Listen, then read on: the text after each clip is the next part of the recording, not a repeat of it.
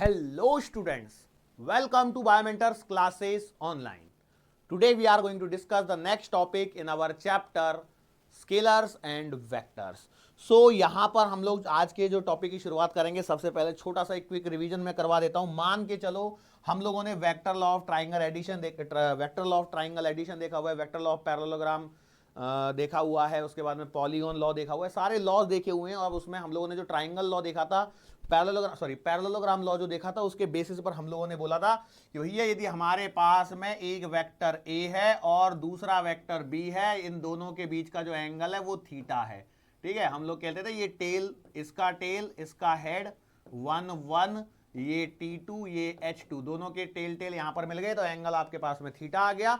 और यदि ऐसी सिचुएशन हो और मैंने बोला कि भैया मॉड ऑफ ए वेक्टर यदि मेरे पास में ए हो, मॉड ऑफ बी वेक्टर यदि मेरे पास में बी हो, और इनका जो रिजल्टेंट है यदि वो आर वेक्टर से मैंने रिप्रेजेंट किया हो जो कि अल्फा एंगल पर आए, तो लिखा जाएगा कि भैया आर वेक्टर का मॉड यदि मेरे पास में आर हो तो फॉर्मूला बनता है R equals to A square plus का बी स्क्वायर प्लस का 2ab कॉस थीटा, और ये जो अल्फा निकल के आता है एंगल, ये आता है tan inverse of B sine theta upon A plus का बी कॉस थीटा। ठीक है, यदि आप इसको पी और क्यू के फॉर्मेट में लिखोगे तो भी लिख सकते हैं, कोई दिक्कत नहीं है, सिंपल है।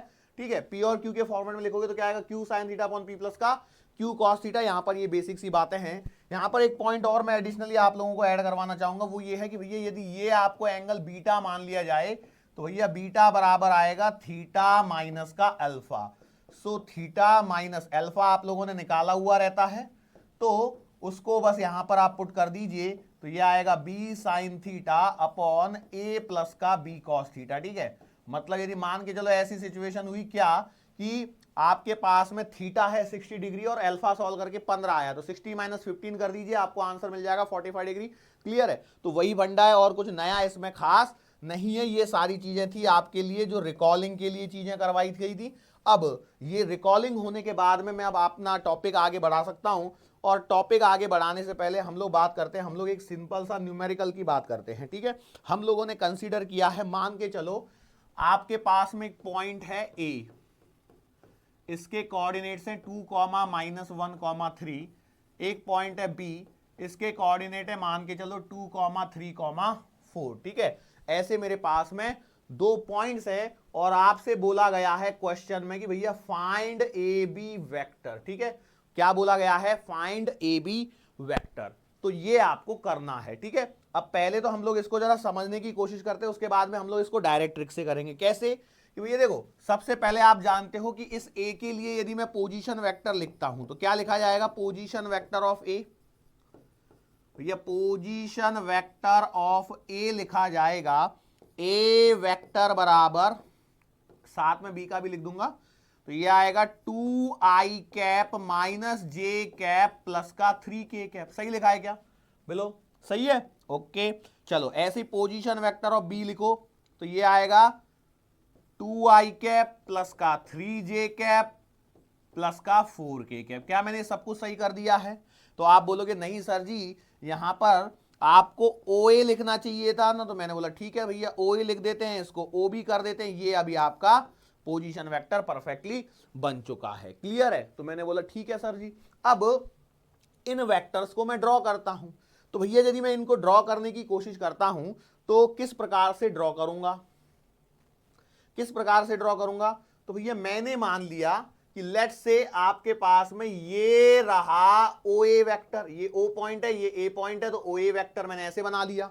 अच्छा, अब OB वेक्टर जो है वो कहीं ना कहीं किधर भी हो सकता है, मान के चलो मैंने यहां पर कहीं तो भी ये बना लिया, ये है OB, तो ये है मेरे पास में OA वेक्टर और ये है आपके पास में OB वेक्टर। क्या ये वाली बात सही है, बोलो हाँ या ना, सही बात है कि नहीं। अब सवाल में आपसे पूछा गया है फाइंड AB वेक्टर, क्या बोला गया है, AB वेक्टर आपको फाइंड करना है। तो देखो मैं AB वेक्टर फाइंड करने के लिए क्या करता हूं, AB वेक्टर लिखा है, मतलब क्या मुझे यहां से एक लाइन ऐसे डाल देनी चाहिए। देखो क्या ये मेरा AB वेक्टर होगा, देखो ए से स्टार्ट हो रहा है, बी पे पहुंच रहा है। मैंने बोला बिल्कुल सही है। अच्छा, जैसे ही मैंने ऐसा किया तो मैंने पाया कि यहां पर एक ट्राइंगल बन गया है। क्या बन गया है? ट्राइंगल। अच्छा जी, ये ट्राइंगल बन गया, मतलब इसने ट्राइंगल लॉ को फॉलो करना चाहिए। और ट्राइंगल लॉ क्या बोलता है? ये एक के बाद एक वाली साइड्स को देखिए और final closing will be the answer. तो यदि ऐसे देखता हूं तो यहां पर देखिए क्या हो रहा है, पहले आप ऐसे गए और ऐसे गए, सही बात है कि नहीं? यहां से यहां तक जा रहे हो, देखो ओ ए और ए बी एक ही डायरेक्शन में एडजेसेंट एकदम साइड टू साइड चल रहे हैं, और ओ बी इनको आके क्लोज कर रहा है।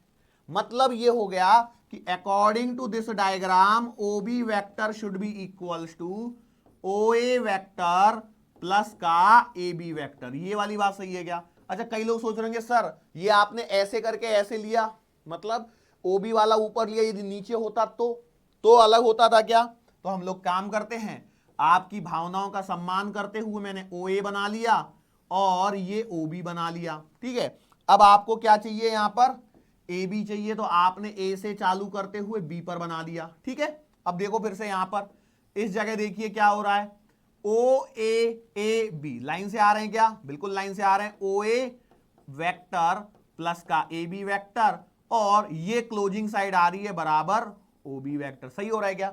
बिल्कुल यही चल रहा है कि नहीं चल रहा है? तो बिल्कुल वही चल रहा है। अब मुझे क्या चाहिए? मुझे तो ए बी वेक्टर चाहिए, तो मैं लिख सकता हूं इसको ए बी वेक्टर बराबर ओ बी वेक्टर माइनस का ओ ए वेक्टर। सही लिखा है क्या? देखो ए बी वेक्टर, ये ओ ए इधर से उठ के इधर जाएगा तो ये माइनस हो जाएगा, तो मैंने लिखा A B vector equal to O B vector minus का ओ ए वेक्टर। अच्छा, लेकिन मेरे पास में एक बात तो मालूम है मुझे, क्या वाली? कि भैया ओ बी वेक्टर की वैल्यू मालूम है मुझे कितनी, वो है 2i कैप प्लस का 3j कैप और प्लस का 4k कैप, माइनस में ओ ए वेक्टर की वैल्यू भी मुझे मालूम है, वो है 2i कैप माइनस का j कैप और प्लस का 3k कैप। यस और नो? मैंने बोला बिल्कुल सही बात है। यदि ये वैल्यूज आपको मालूम है तो बताओ आंसर लिखने में कितना टाइम लगेगा? कोई समय नहीं लगेगा। आप बोलोगे सीधा सीधा ए बी वेक्टर बराबर 2i माइनस 2i तो कट जाएगा, okay, 3j minus minus plus आएगा 4j cap, 4k minus 3k cap मतलब आएगा k कैप। तो this is the answer. A B vector बराबर क्या आ रहा है? 4i कैप प्लस का k cap is the answer. ये वाला आंसर यहां पर मिल गया। मैंने बोला बिल्कुल सही बात है। अच्छा, यदि ये आंसर मिला है तो क्या सर मेरे को हर बार हमेशा डायग्राम बना के ही सॉल्व करना पड़ेगा?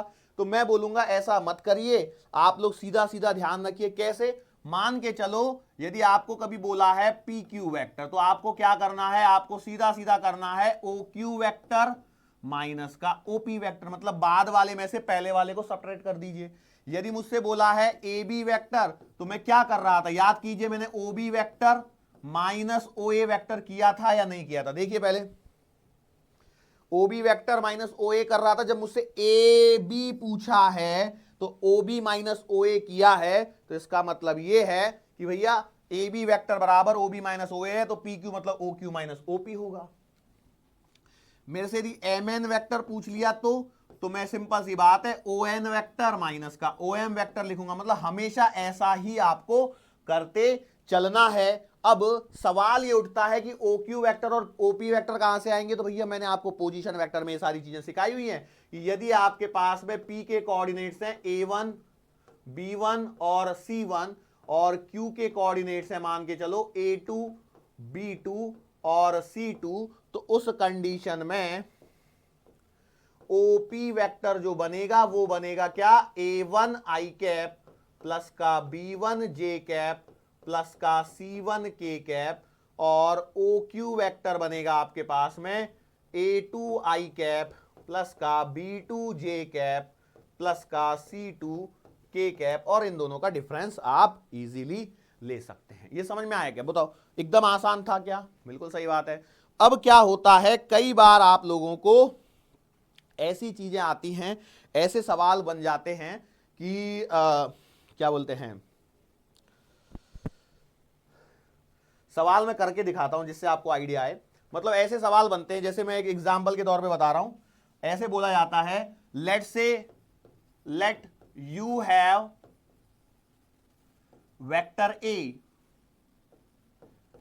ए वेक्टर है और एक बी वेक्टर है और बोला जाता है, या फिर एक काम करो, मान के चलो सिर्फ और सिर्फ ए वेक्टर ही आपको दिया है और सवाल में पूछ लिया जाता है कुछ किस प्रकार से, इस प्रकार से, what vector should be added. सवाल पूछा जाता है what vector should be added. अब देखो ये ए वेक्टर की वैल्यू नहीं दे रखी मैंने, शुड बी एडेड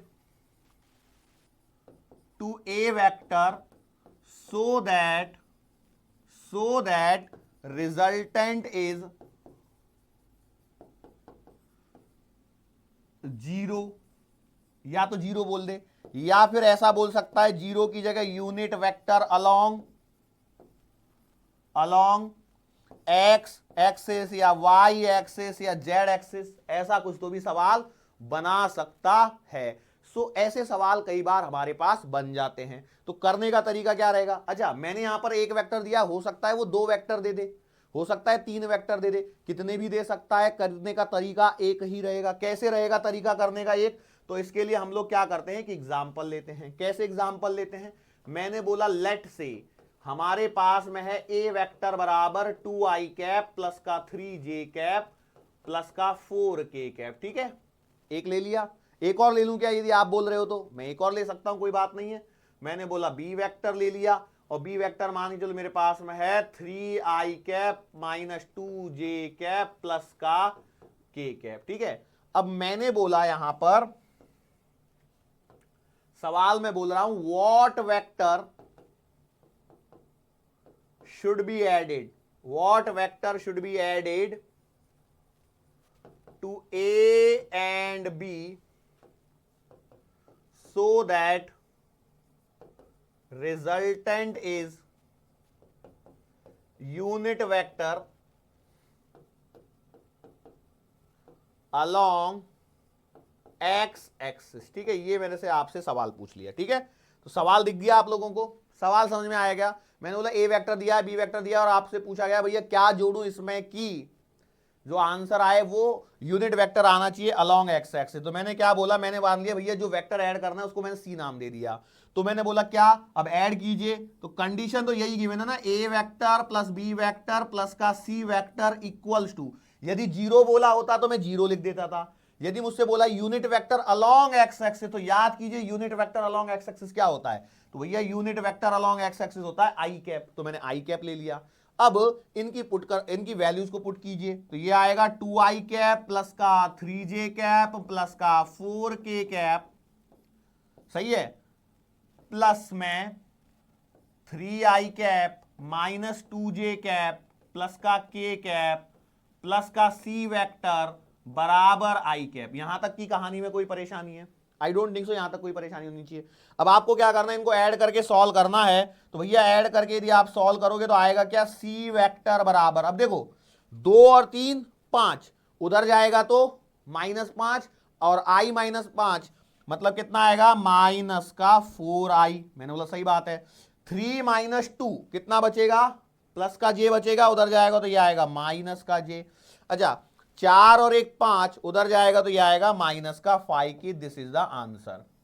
अब आप एक काम कर लीजिए, इन तीनों को जोड़ के देख लीजिए, तो प्लस आई आएगा, 3 और 2 5 -4 प्लस आई, 3 - 2 प्लस जे माइनस जे, 0 हो गया। 4 और 1 5 के माइनस 5 के, 0 हो गया, बस खत्म कहानी। ऐसे टाइप के सवाल कई बार इसमें बन जाते हैं। बात समझ में आ रही है। अच्छा सर ये वाली बात तो हम लोगों को पकड़ में आ भी गई कि भैया ऐसा टाइप का कोई सवाल बनेगा और उसे हम लोग इजीली सॉल्व कर पाएंगे। अब इसमें वैरायटी बनेगी, बस क्या एक्स एक्सिस लिखा है, वाई एक्सिस लिख दूं, जेड एक्सिस लिख दूं, नंबर बदल दूं, तमाम तरह के सवाल बन जाएंगे कि नहीं बन जाएंगे। तो आपने बोला बिल्कुल सही बात है, बन तो जाएंगे। अच्छा चलो, तो ये वाला यहां तक का कोई परेशानी है। मैंने दो तरह के न्यूमेरिकल जो बन सकते हैं वो मैंने यहां पर कवर करवा लिया आप लोगों के। अब आगे हम लोग बढ़ते हैं थोड़ा सा, और हम लोगों को एक हेडिंग डालनी है जिसे बोला जाता है रिजोल्यूशन ऑफ वेक्टर्स। क्या बोला जाता है, रिजोल्यूशन ऑफ वेक्टर्स। अब हमारे पास में जो कहानी हम लोग अभी पढ़ने वाले हैं वो कहानी पढ़ने वाली है 2D सिस्टम के लिए। किसके लिए, 2D सिस्टम के लिए, क्योंकि वही आपको ज्यादा काम में आने वाली है। मतलब कैसे, मैंने क्या बोला, जब मैंने आपको रिजल्टेंट वेक्टर पढ़ाया था, रिजल्टेंट वेक्टर के बारे में बता रहा था, तो मैंने आपको बताया था कि यदि ऐसा हो कि भैया किसी बॉडी पर दो या दो से ज्यादा फोर्सेस लग रहे हों, ठीक है, और यदि मैं उनकी जगह एक ही फोर्स लगाना चाहूं तो उसे कहां कैसे लगाएं, तो वो जो बनेगा वो होगा आपका रिजल्टेंट। ऐसी वेक्टर के केस में क्या हो जाएगा, that will be a vector.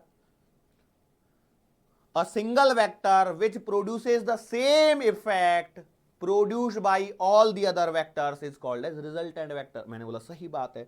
अच्छा, तो अब इसको समझते हैं जरा, रिजोल्यूशन ऑफ वेक्टर के अंदर में हम कर क्या रहे हैं। मैंने क्या बोला कि मान के चलिए हमारे पास में ऐसे ये एक्स एक्सिस है, ये ऐसे वाई एक्सिस है। मैंने बोला ठीक है, और मेरे पास में यहां पर एक वेक्टर है आर वेक्टर, ठीक है, ऐसे ऐसे फोर्स मान के चलिए जिससे आपको थोड़ा सा आसानी समझ में आएगा। मैंने बोला ठीक है, और इसने हॉरिजॉन्टल मतलब एक्स एक्सिस से थीटा एंगल बनाया हुआ है। तो अब आप जरा इसको देखने की कोशिश कीजिए। देखो ये कैसा लग रहा है, ये टेढ़ा लग रहा है, देखो ऐसे, बराबर है, मैं मेरा सही जा रहा है, देखो ये टेढ़ा लग रहा है ऐसे, बराबर है कि नहीं, टेढ़ा लग रहा है कि नहीं लग रहा है। यदि ये फोर्स होता तो इसका क्या इफेक्ट देखने को मिलता, बताओ। ये फोर्स होता तो ऐसे मान चलिए यहां पर ऑब्जेक्ट है तो इसको टेढ़ा इधर से नीचे से फोर्स लगता। जैसे मेरे पास में मान के चलिए यहां पर ये एक बॉक्स है, ठीक है, अब इस पर यदि मैंने ऐसे नीचे से टेढ़ा फोर्स लगाया, ठीक है, तो क्या होगा, ये आगे भी जाएगा और ऊपर भी जाएगा। ऐसे हुआ ना, देखो ऐसे टेढ़ा लगाया मैंने, ऐसा टेढ़ा लगाया तो देखो ये ऐसे जा रहा है, ठीक है, ऐसे जा रहा है, देखो कैसे जा रहा है, ये ऐसे टेढ़ा जा रहा है, मतलब ये आगे भी चल रहा है और ये ऊपर भी चल रहा है। चल रहा है कि नहीं चल रहा है, तो आपने बोला बिल्कुल सही बात है सर जी, ये आगे भी जा रहा है और ऊपर भी जा रहा है। मतलब ये सेम सिचुएशन मैंने आपको डिस्क्राइब करने की कोशिश करी थी क्या, बिल्कुल सही बात है, बिल्कुल सेम को चीज को मैं यहां पर आपको डिस्क्राइब करने की कोशिश कर रहा हूं। अच्छा, तो सर जी बात यह है कि इसका क्या क्या सिचुएशन, क्या सिग्निफिकेंस यहां पर हम लोग बनाने की कोशिश कर रहे हैं।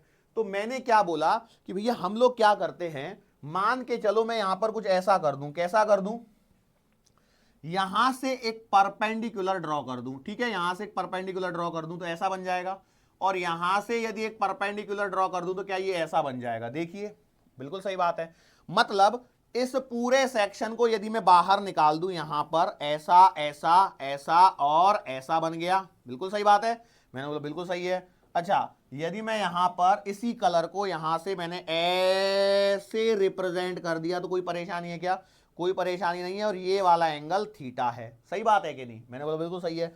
अच्छा, अब मुझे एक बात बताओ, यदि मैं यहां पर एक कंसीडर करता हूं, इनको नाम दे देता हूं, पहले क्या दे देता हूं, नाम। तो भैया मैंने नाम दिया इसको ओ, ठीक है, इसको नाम दिया ओ, इसको नाम दिया ए, इसको नाम दिया बी और इसको नाम दिया सी, ठीक है, नाम देने में कोई दिक्कत नहीं, कैसे भी नाम दे दो। अच्छा ओके, तो मैंने इतना नाम दे दिया। अब इतना नाम देने के बाद में जरा इसको थोड़ा सा, अब हम लोग क्या करते हैं, ट्राइंगल को बाहर निकालते हैं। यहां से मैंने क्या किया, एक ट्राइंगल को बाहर निकाला। तो सर कौन सा ट्राइंगल आप बाहर निकालने, मैंने बोला ट्राइंगल ओ ए सी पे जरा हम लोगों को चर्चा करनी है, ट्राइंगल ओ ए सी। तो भैया ट्राइंगल ओ ए सी बना दीजिए आप लोग। तो भैया ट्राइंगल ओ ए सी ऐसे बन जाएगा क्या, मैंने बोला बिल्कुल सही बात है। अच्छा, यदि ट्राइंगल ओ ए सी ऐसा बना है तो ये है ओ पॉइंट, ये पॉइंट है ए और ये वाला पॉइंट है सी, ये 90 डिग्री। क्यों 90 डिग्री आया, उसका रीजन ये है कि भैया मैंने यहां पर परपेंडिकुलर ड्रॉ किया था, मतलब ये 90 डिग्री का है। यदि ये 90 है तो ये भी 90 है। अच्छा, ये वाला पूरा भी क्या होता है, 90 होता है। क्यों 90 होता है, क्योंकि एक्स एक्सिस और वाई एक्सिस आपस में 90 पे, ये 90 है, ये 90 है, यहां से भी मैंने परपेंडिकुलर ड्रॉ किया था तो ये भी 90 है, तो ये अपने आप 90 बच गया, बराबर है। तो इसमें से मेरा ये वाला एंगल जो है, जो यहां पर 90 है वो यहां पर 90 आ गया। क्लियर है कि नहीं, मैंने बोला बिल्कुल सही बात है। अच्छा, यहां से आगे एक बात बताओ मेरे को, क्या ये वाला एंगल थीटा है, मैंने बोला बिल्कुल सही बात है, ये वाला एंगल थीटा है। यहां तक कोई परेशानी हुई, कोई है क्या कोई परेशानी, बिल्कुल नहीं होनी चाहिए।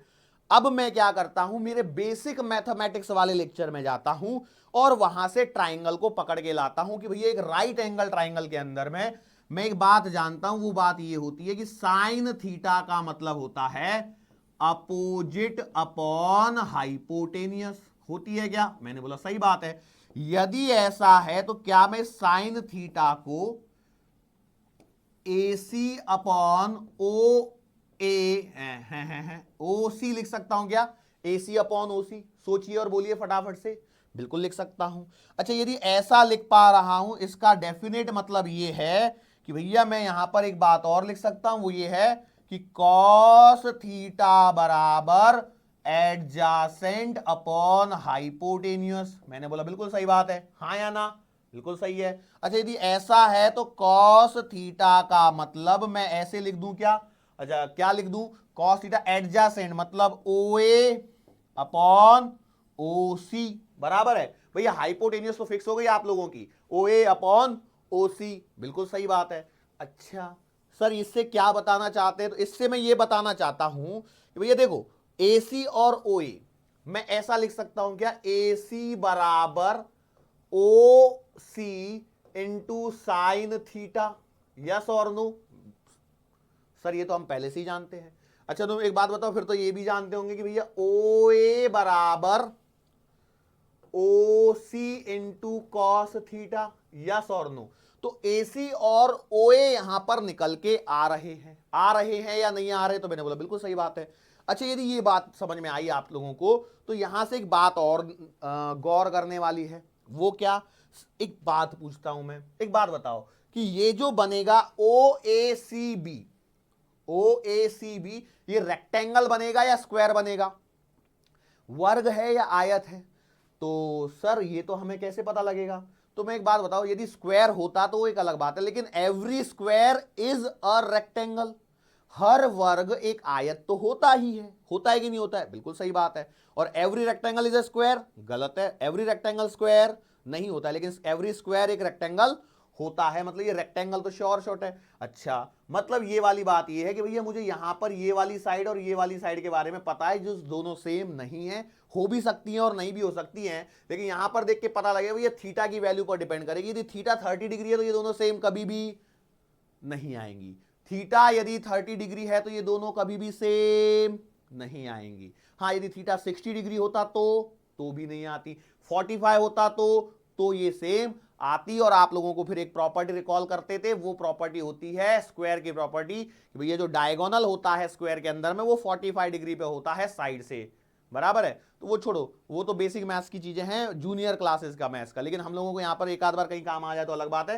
लेकिन अब यहां पर ये वाली बात देखो, मैंने बोला ठीक है। अब हम लोग यहां पर वापस से आते हैं अपने डायग्राम पे, और मैंने माना कि भैया इस आर वेक्टर का मैग्नीट्यूड मैं आर मान लेता हूं।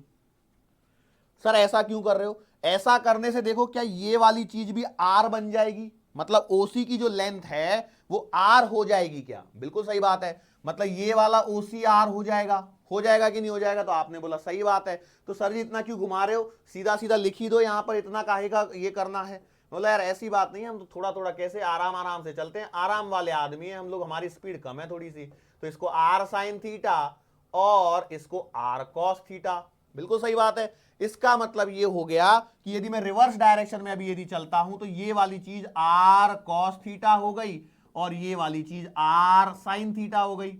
अरे यस और नो? बिल्कुल सही बात है। अच्छा, और थोड़ा सा रिवर्स आता हूं तो इसका मतलब ये वाली चीज आर कॉस थीटा हो गई और ये वाली चीज आर साइन थीटा हो गई। यस और नो? अच्छा, मैंने बताया कि भैया ये रेक्टेंगल है।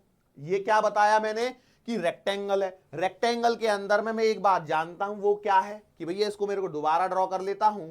तो देखो क्या ड्रॉ हो रहा है।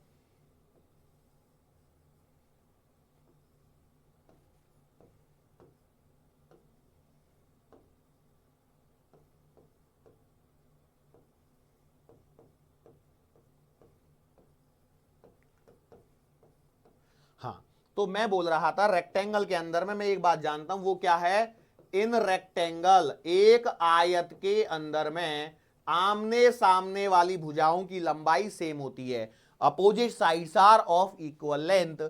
इसका मतलब ये है कि भैया ओ ए बराबर आएगा बी सी और ए सी बराबर आएगा ओ बी। ये वाली बात समझ में आई?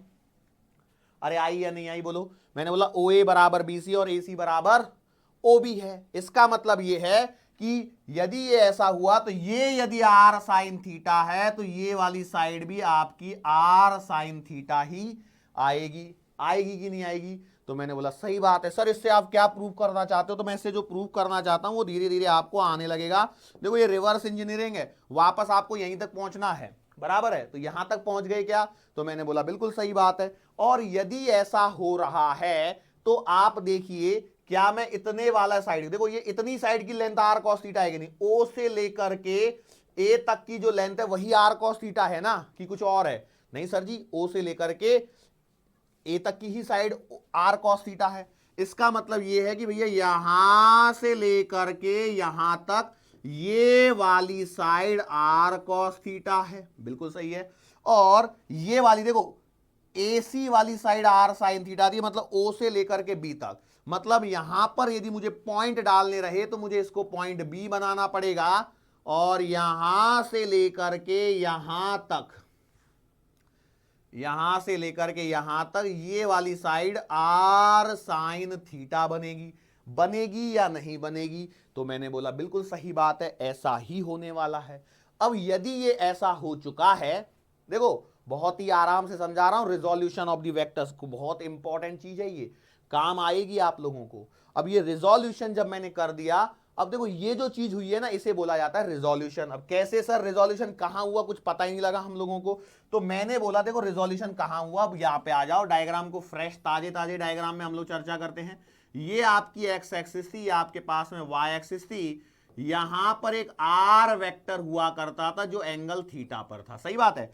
अब इसको यदि मैं लिखता हूं, मतलब क्या है कि भैया यहां पर इसके करस्पॉन्डिंग एक वेक्टर मैं बना सकता हूं जो इतना लंबा होगा, और यहां से इतना लंबा होगा। ये वाले को मैं आर एक्स नाम दे सकता हूं, ये वाले को आर वाई नाम दे सकता हूं, और मैं कह सकता हूं कि आर एक्स जो है वो आर कॉस थीटा के बराबर है, और आर वाई जो है वो आर साइन थीटा के बराबर है। लेकिन सर ये वेक्टर कहां हुआ? तो भैया वेक्टर बनाने में कितना टाइम लगता है? एक बात याद कीजिए, पुरानी वाली बात है, कौन सी? कि मुझे आर एक्स मालूम है, यदि मुझे आर एक्स वेक्टर चाहिए तो मैं कैसे लिख सकता हूं? मैं लिख सकता हूं आर एक्स वेक्टर का magnitude into unit vector along are x. Yes और नो? बिल्कुल लिख सकता हूं। अब यहां पर देखिए आर एक्स वेक्टर किधर है? आई कैप की डायरेक्शन में, तो इसका मतलब यह है, इसे लिखा जा सकता है आर एक्स वेक्टर बराबर mod of R X vector into I cap. मतलब प्रॉपरली यदि लिखता हूं तो आर एक्स वेक्टर आएगा कितना? R cos theta into I cap. Yes और नो? आया कि नहीं आया बोलो? आर एक्स बराबर R cos theta into I cap. तो सिंपल है, सीधा सीधा देख के बताओ, बिना पेन चलाए आर वाई वेक्टर क्या लिखा जाएगा बताओ फटाफट से। बिल्कुल पूरी कहानी यही रिपीट करूंगा मैं, बट अब सीधा आर वाई बताना है। ये आएगा आर साइन थीटा मैग्नीट्यूड, और डायरेक्शन है जे कैप। डायरेक्शन क्या है? जे कैप है मेरे पास में। क्या ये वाली बात समझ में आई आप लोगों को? भैया देखो, ये आर एक्स वेक्टर और ये आर वाई वेक्टर बना दिए। तो मैंने क्या किया, आर वेक्टर के दो टुकड़े कर दिए, और ये जो दो टुकड़े हुए हैं, तो ये दो टुकड़े ऐसा हुआ, ये आर एक्स वेक्टर बन गया, और ये वाली जो साइड है ये आर वाई वेक्टर बन गई। इसे बोला जाता है रिजोल्यूशन ऑफ दी वेक्टर, इसे बोला जाता है रिजोल्यूशन ऑफ वेक्टर। अब हम लोग थोड़ी सी मैग्नीट्यूड और डायरेक्शन वगैरह की भी चर्चा कर लेते हैं। कैसे?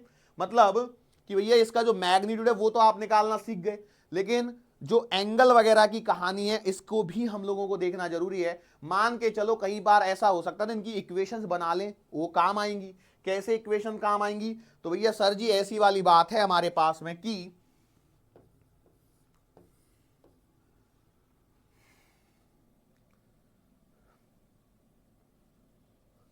मैं आपसे ऐसा सवाल पूछ लिया होता, मान के चलो कि आपके पास में कोई तो भी वेक्टर है, उसका ये वाली साइड 3 है और ये वाली साइड 4 है, तो बताइए रिजल्टेंट वेक्टर कितना है और ये कितने एंगल पर है। तो क्या करूंगा? ये तो सर आपने सिखाया ही नहीं, तो ये बताऊंगा कैसे सर मैं? ओ नहीं सिखाया ना, तो वही चीज मुझे सिखानी है। तो कैसे सिखाता हूं? तो मैंने बोला देखो इस डायग्राम को ध्यान से देख लीजिए। देख लिया? बिल्कुल देख लिया। मैंने बोला इसे इक्वेशन नंबर 1 मान लीजिए, इसे इक्वेशन नंबर 2 मान लीजिए। अच्छा, एक और दो मान लिया। अब मानने के पश्चात आपको क्या करना है कि आप लिखोगे आर कॉस थीटा और आर वाई बराबर है आर साइन थीटा। सही है कि नहीं? इक्वेशन नंबर 1 थी, इक्वेशन नंबर 2 थी। मैंने इतना सा बोला है आप लोगों से, इक्वेशन नंबर 1 का स्क्वायर कीजिए, इक्वेशन नंबर 2 का स्क्वायर कीजिए और दोनों को ऐड कर दीजिए। तो करो, क्या आएगा?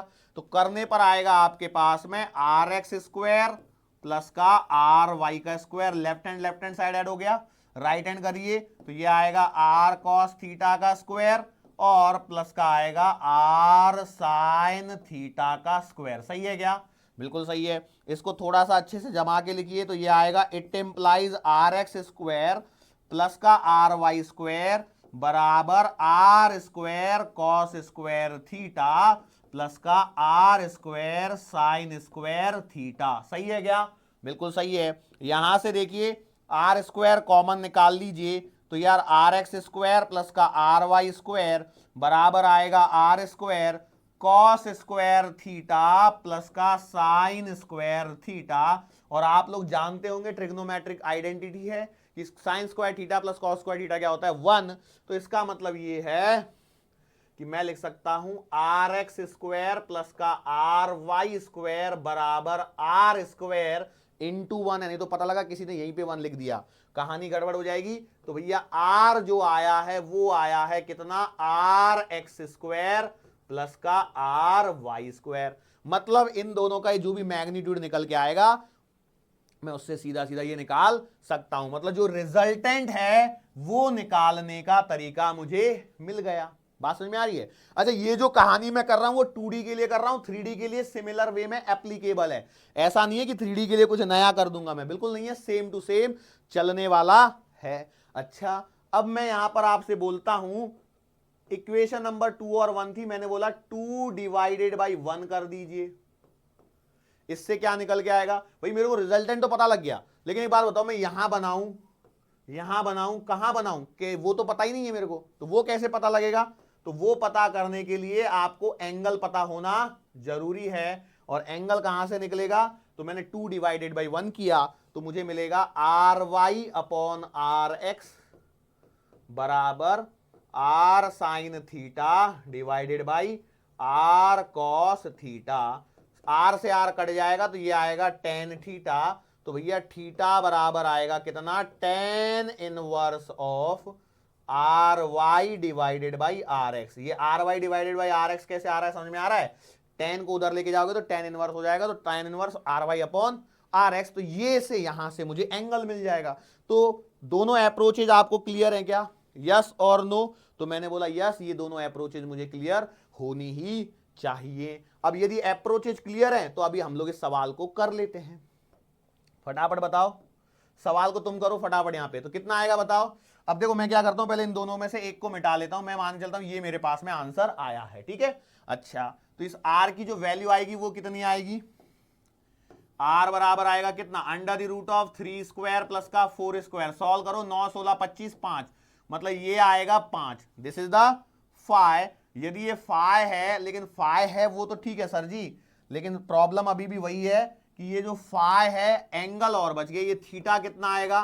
तो भैया थीटा कैसे निकाला मैंने, ध्यान से देखिए, tan inverse R Y upon are X. तो थीटा आएगा tan inverse of 4 divided by 3, और टेन थीटा में 4/3 यदि आ रहा है मतलब ये कितना है? 53 डिग्री। तो थीटा का आंसर आ गया 53 डिग्री। तो ये समझ में आया रिजोल्यूशन समझ में आया? देखो ये थियोरेटिकली आपको समझ में आ चुका होगा, लेकिन अभी इसके आप लोगों को न्यूमेरिकल नहीं समझ में आए होंगे, क्योंकि न्यूमेरिकल अभी कुछ किए ही नहीं है हम लोगों ने, एक ही सवाल किया है। अब मेनली देखो इसकी बहुत जरूरत पड़ेगी। अब देखो इसको डायरेक्टली करेंगे हम लोग। अब देखिए एग्जाम्पल, ध्यान से देखना। अभी क्या करता हूं मैंने बोला यहां पर कि भैया ये है आपके पास में 10 और ये है आपके पास में 37 डिग्री का एंगल। इसके जो रिजोल्यूशन किया है, हाँ अब देखो इसको एक मैं बता देता हूं, एक और चीज यहां पर बहुत इंपॉर्टेंट जो रह गई है लिखना, लिखना ही रह गई है, बाकी बताई तो मैंने बहुत कुछ है। वो है कि भैया इसे बोला जाता है कंपोनेंट भी बोलते हैं इनको, हम लोग क्या बोलते हैं, कंपोनेंट। ये है आपका एक्स कंपोनेंट और ये है आपका वाई कंपोनेंट। तो यहां पर लिख दीजिए ये है आपका कौन सा, वाई कंपोनेंट। क्या है, वाई कंपोनेंट। और ये है आपके पास में एक्स कंपोनेंट। ठीक है, क्या है, एक्स कंपोनेंट और वाई कंपोनेंट। लिख देता हूं, ये है आपका एक्स कंपोनेंट और ये है आपका वाई कंपोनेंट। लेकिन ये जो है वो है वेक्टर फॉर्म में। ये कौन से फॉर्म में है, वेक्टर फॉर्म में। तो वेक्टर फॉर्म में तो क्या, आई कैप और जे कैप लगा के काम बन जाएगा, लेकिन पहले बिना वेक्टर फॉर्म वाले सीखते हैं, बिना डायरेक्शन वाले। चलो आ जाओ फटाफट से। हाँ भैया, तो बताओ फटाफट से इसके कंपोनेंट कैसे लिखोगे। कुछ नहीं करना है, देखो अब हमेशा ध्यान रखिए, ये वाली एक्स एक्सिस, ये है वाई एक्सिस। ठीक है, ये वाली है एक्स एक्सिस, ये वाली है वाई एक्सिस। तो भैया एक कंपोनेंट आएगा आपका इस डायरेक्शन में और एक कंपोनेंट आएगा इस डायरेक्शन में। ये कितना आएगा, इसका सिंपल टेक्निक समझ लीजिए। अब देखो मैंने यहां पे 37 दिया है, ठीक है, तो 37 कहां पर है, अलोंग दी एक्स एक्सिस। तो क्या करना है, जिस एक्सिस के साथ में थीटा गिवन हो वहां पर कॉस लगा दीजिए। मतलब यहां पर इस वाली एक्सिस के साथ में 37 डिग्री एंगल दिया है, तो ये आएगा 10 cos 37। सॉल्व कीजिए, ये आएगा 10 इंटू कॉस 37। कॉस 37 की वैल्यू होती है 4/5। तो आंसर आएगा 8। और ये कितना आएगा, ये जहां पर एंगल नहीं है जो बच गया वो आएगा साइन। तो आप लिखोगे 10 sin 37, तो 10 इंटू 3/5, तो ये आएगा 6। बात समझ में आ रही है। बोलो पहला सवाल डिफिकल्ट लगा क्या, बहुत सारे बच्चे होंगे जिनको डिफिकल्ट लगा होगा। तो अब इसका यदि मैं प्रॉपर रिजोल्यूशन करके लिखूंगा तो मैं क्या लिखूंगा, ये आएगा कितना, 8 आई कैप प्लस का 6 जे कैप। ठीक है, ये आएगा आर वेक्टर, कितना आएगा, 8 आई कैप प्लस का 6 जे कैप। ये तोड़ते आना चाहिए, आगे चल के सर्कुलर मोशन में काम आएगा ये भैया। ठीक है, और फोर्स वाले चैप्टर में भी काम आएंगी ये सारी चीजें। चलो अब मैं फटाफट बोलो, जैसे मान के चलो मैं एक और दे देता हूं, यही इसी वाले सेक्शन पे दे देता हूं। मान के चलो मैंने बोला ये है 45 और ये है आपके पास में 10√2। करो फटाफट से 10√2, फटाफट कंपोनेंट निकाल के बताओ, एक्स कंपोनेंट और वाई कंपोनेंट बोलो। तो ये है एक्स कंपोनेंट, ये है एक्स एक्सिस और ये है वाई एक्सिस। बोलो ये कितना आएगा, ये आएगा 10√2 cos 45, ये आएगा 10√2 sin 45। ठीक है, सब लोगों का आ रहा है क्या। अब देखो cos 45 1/√2, √2 कैंसिल, तो ये आएगा 10 और ये वाला भी आएगा 10। ठीक है, कैलकुलेशन वाला पार्ट आप लोगों को करना है, सही है क्या। कई लोग बोलेंगे सर ये तो बहुत आसान है, मैंने बोला बिल्कुल सही बात है, आसान तो है। अच्छा अब इसके वेक्टर तो लिखो, तो क्या लिखोगे, इसका वेक्टर आएगा आर वेक्टर बराबर कितना, 10 आई कैप प्लस का 10 जे कैप। ठीक है, ओके। चलो अब हम लोग एक काम करते हैं,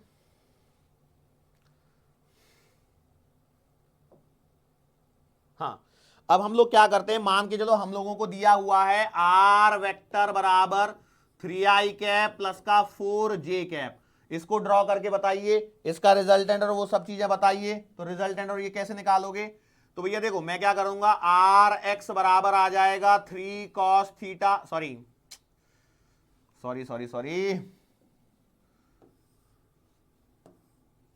मैं कैसे करूंगा, मैं लिखूंगा 3 बराबर आर कॉस थीटा और 4 बराबर आर साइन थीटा लिख दिया। तो आर बराबर आएगा √3 स्क्वायर प्लस का 4 स्क्वायर। तो आर बराबर आ गया 5, थीटा बराबर निकाला जाए, अच्छा ये तो मैंने पहले कर दिया लगता है, सॉरी सेम सवाल हो गया रिपीट। तो ये आ गया 53 डिग्री, कोई बात नहीं, सॉरी फॉर दैट, क्वेश्चन थोड़ा बदल लेना चाहिए था, चलो कोई बात नहीं। तो ये आप बना पाओगे क्या, बिल्कुल सही है। अच्छा चलो अब देखो कई बार है ना, ऐसा नहीं है कि ऐसा ही होगा। मान के चलो ऐसा सिचुएशन है, ये है आपके पास में, यहां पर है 10√2 का और बोला गया है ये वाला एंगल है 45। एक काम करता हूं, थोड़ा सा नंबर अलग लेता हूं, बार बार सेम 10√2 लूंगा तो परेशान हो जाऊंगा। चलो ठीक है, ये वाला एंगल दिया है आपको 30 डिग्री। ठीक है, बताओ इसके कंपोनेंट कैसे निकलेंगे, फटाफट निकालो कंपोनेंट। तो इसके जो कंपोनेंट निकलेंगे, देखो अब यहां से इंपॉर्टेंट बात चालू होती है, वो ये है कि जहां वेक्टर है आपका उसे 90 डिग्री में पैक कर दीजिए। उसे कहां पर पैक कर दीजिए, ऐसा 90 डिग्री लगाइए और उसके अंदर में पैक कर दीजिए और ये आपका वेक्टर बन गया। ठीक है, ये है आपका गिवन वेक्टर, ये 90 डिग्री का ब्रैकेट जो कोऑर्डिनेट को बता रहा है, यहां पर उसको फिक्स कर दीजिए। अब जहां पर भी फिक्स हो रहा है उसके बाद में बस कंपोनेंट देखना है, जहां पर थीटा दिया है वो है कॉस, जहां थीटा नहीं है वो है साइन। ठीक है, बस इतना ही करना है, तो कर दीजिए। तो बोलो ये कितना आएगा, ये आएगा tan cos 30, तो ये आएगा 10 इंटू √3/2, मतलब आएगा 5√3। और ये कितना आएगा बताओ, ये आएगा 10 sin 30, मतलब आएगा 10 इंटू 1/2, मतलब आएगा 5। ठीक है, यहां तक समझ में आया। अब यदि मैं आपसे सिंपल बात कर रहा हूं तो देखो, सिंपल भाषा में तो ये है कि ये आपके पास में 10 वाला वेक्टर था जो यहां पर 30 डिग्री पर था, और इसके जो कंपोनेंट्स आपने निकाले हैं वो ये है 5√3 का और ये है 5 का, लेकिन मेरा वेक्टर नहीं है ये बात ध्यान रखो, मैंने सिर्फ 5 निकाला है मैग्नीट्यूड वाइज। यदि मैं आपसे आर वेक्टर को लिखने की बात करूं तो लिखूंगा कैसे बताओ, तो आपका लिखा जाएगा आर वेक्टर बराबर माइनस का 5i कैप प्लस का 5√3 जे कैप। ये समझ में आया माइनस 5i कैप क्यों आया, तो उसका रीजन ये है, देखो इसकी 5 का जो मुंह है वो इधर है लेफ्ट साइड में, जो कि माइनस एक्स एक्सिस की तरफ है, और माइनस एक्स एक्सिस की तरफ माइनस आई कैप लगाना था, तो वो माइनस मेरा यहां पर आ जाता है। बात समझ में आ रही है क्या? देखो सिंपल है, बिल्कुल बिना घबराए करना है। क्लियर है? चलो एक और करते हैं जिससे और आपका कॉन्फिडेंस आएगा। मैंने बोला चलो मान के चलो ऐसी सिचुएशन है, ये कोऑर्डिनेट सिस्टम के अंदर में मेरे पास में यहां पर है, ये है, फिर से वही बना दिया, सॉरी। चलो चलो चलो फटाफट से, मैंने यहां बना दिया 20 का, ये एंगल है 37 डिग्री। फटाफट करके बताओ, अब इतना समय नहीं लगना चाहिए बेटा, देखो अब स्पीड बढ़ जानी चाहिए। क्या करना है, इसको 90 में पैक किया, ये हो गया मेरा 90 का पैकिंग। बोलो ये कितना आएगा, 20 cos 37 और ये आएगा 20 sin 37। क्यों ऐसा हुआ, जहां पर थीटा है वो कॉस बनता है, बराबर है, और हमेशा 90 डिग्री पैकिंग, तो ये आएगा 20 इंटू कॉस 37 4/5 16, यदि ये 16 है तो ये होगा 3/5, मतलब ये आएगा 12। ठीक है, तो आप देखिए ये ऐसा बन गया है, ये है 12, ये है 16। अच्छा वेक्टर लिखना है इसका, फटाफट बोलो वेक्टर क्या लिखोगे, तो आर वेक्टर लिखा जाएगा। देखो ये इधर में है मतलब -12i कैप, नीचे है मतलब -16j कैप। खत्म कहानी। देखो कितने आसानी से किया जा सकता है। Are you getting this point? चलो एक और करो। देखो कॉन्फिडेंस तभी आएगा जब आप बहुत सारे कर लोगे, तो आपको बाद में तो ऐसे लगेगा अरे सर इतना 1 घंटे तक क्या पढ़ा रहे थे, ये तो बच्चों का खेल है। मैंने बोला इधर दे दिया, बोलो 30 डिग्री पे, ये है आपका 20 का। चलो करो फटाफट से, निकालो कंपोनेंट। कैसे निकालोगे, सीधा सीधा स्पीड अप। ये आएगा 20 sin 30, सही चल रहा है क्या सब लोगों का? देखो फटाफट, 20 cos 30 सही आ रहा है क्या? तो ये आएगा 20 cos 30 1/√3/2 2 10√3, और ये वाला आएगा 20 sin 30, मतलब ये आएगा यहां पर 10 का। सही है, बराबर है क्या? देख लो यहां पर ये आ रहा है 10 का और ये आ रहा है 10√3 वाला। तो भैया आंसर बताओ फटाफट से, वेक्टर लिखो, आर वेक्टर फटाफट लिखो, कितना आएगा? ये आएगा 10i cap minus 10√3j cap. सबका आ रहा है क्या? फटाफट देखो, आ रहा है क्या? ऐसा तो नहीं है मैं अकेले ही सीखे जा रहा हूं, फटाफट देखो। आसान है, बिल्कुल डिफिकल्ट नहीं है। ये सिंपल वाला कंपोनेंट निकालना सिखा रहा हूं मैं अभी। आगे चल के जब हम लोग ये पढ़ेंगे, फ्रिक्शन वगैरह पढ़ लेंगे, तब आपको ना टेढ़े में भी कंपोनेंट निकालना सिखाऊंगा, लेकिन वो उसमें समय है, अभी से समय वेस्ट करके कोई मतलब नहीं है, क्योंकि अभी सीख भी लिया तो आप बाद में तो भूलने ही वाले हो, तो तभी सीखेंगे। ठीक है, चलो ये तरीका समझ में आया कि नहीं आया, बताओ कैसे करना है, क्या करना है। Are you getting my point और नॉट? एक सिंपल सा सिंगल टॉपिक किया है हम लोगों ने, रिजोल्यूशन ऑफ अ वेक्टर, बराबर है, जिसे कंपोनेंट ऑफ द वेक्टर्स भी कहते हैं। बोलो फटाफट से। चलो मेरे पास में एक ऐसी सिचुएशन है,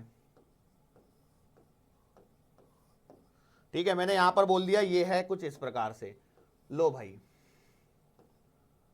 45 डिग्री पे है 20, करो फटाफट। मुझे नहीं लगता है अब आपको ज्यादा समय लगेगा, फटाफट बोलो। ये आएगा कितना, 20 cos 45, और ये आएगा 20 sin 45, सही है क्या? वेक्टर लिख सकते हो क्या, बोलो किसके साथ, माइनस आई कैप और प्लस जे कैप आएगा कि दोनों माइनस आएंगे, फटाफट बोलो। ये आएगा कितना, ये आएगा देखो 20 इंटू 1/√2। अच्छा वो एक बहुत ही इंटरेस्टिंग चीज बताता हूं मैं यहां पर आपको, बहुत ही इंटरेस्टिंग मतलब क्या आपको आती है, बस मैं एक बार रिवाइज करवा रहा हूं। क्या है, कई बार है ना आपको ऐसा होता है नीचे √2 आ जाता है, तो क्या करना है हमेशा भैया, जब नीचे √2 आया तो ऊपर भी √2 और नीचे भी √2 कर लीजिए, तो ये √2 और √2 2 बन जाते हैं, मतलब ये आएगा 20 इंटू √2 डिवाइडेड बाई 2, 2 से काट दीजिए, ये आएगा 10√2, ठीक है। मतलब 20/√2 का आंसर कितना हो गया, 10√2। सो बोलो क्या बनेगा, ये वाली साइड बनेगी 10√2। अच्छा देखो ये 20 sin 45 फिर से 1 सेम आएगा, मतलब ये भी आएगा 10√2 ही आ रहा है। तो एक बात, अब मैं आपको एक बात बता दूं, बहुत देर से मैं बताने की कोशिश करने वाला था लेकिन बताई नहीं, यदि ये वाला और ये वाला कंपोनेंट सेम आ जाए मतलब एंगल 45 डिग्री का होता है, ठीक है। एक्स कंपोनेंट और वाई कंपोनेंट सेम है तो एंगल 45 डिग्री का होता है, लिख लेना, कई बार है ना सवालों में मदद पड़ती है इसकी, ठीक है। तो बोलो इसका वेक्टर लिखो फटाफट से, वेक्टर बोलो, वेक्टर, वेक्टर आएगा आर वेक्टर बराबर 10√2, अरे रे रे थोड़ी सी जल्दबाजी, -10√2 आई कैप माइनस 10√2 जे कैप। एक बात ध्यान रखना, जब मैं यहां पर लिख रहा हूं तो मैंने माइनस लगाया है क्या, नहीं लगाया, क्यों, क्योंकि ये मैग्नीट्यूड्स को रिप्रेजेंट कर रहे हैं। जब मैं वेक्टर में डाल रहा हूं तो मुझे प्रॉपर डायरेक्शन को मेंशन करना जरूरी है। ये बात समझ में आ गई। So this is all about the component, clear है, रिजोल्यूशन। सो इसी के साथ में बेटा हम लोग अपने आज के इस सेशन को यहां पर समाप्त करेंगे। काफी एनर्जेटिक रहा सेशन आज का, रहा कि नहीं रहा, एनर्जी थी या नहीं थी, सर काहे की एनर्जी, आपका लेक्चर आते आते तो हम इतने थक चुके होते हैं कि एनर्जी तो बचती ही नहीं है। मैंने बोला कोई बात नहीं, चलो ठीक है, लेकिन जितना भी है आपको अच्छा लग रहा है, अच्छे से पढ़ रहे हैं, अच्छे से पढ़ते रहिए, आपको अच्छा फील जरूर होगा, हम लोग अच्छा स्कोर जरूर करेंगे, ठीक है। सो आज के लिए बेटा बस इतना ही, मुलाकात करेंगे आने वाले अगले लेक्चर के दरमियान। सो तब तक के लिए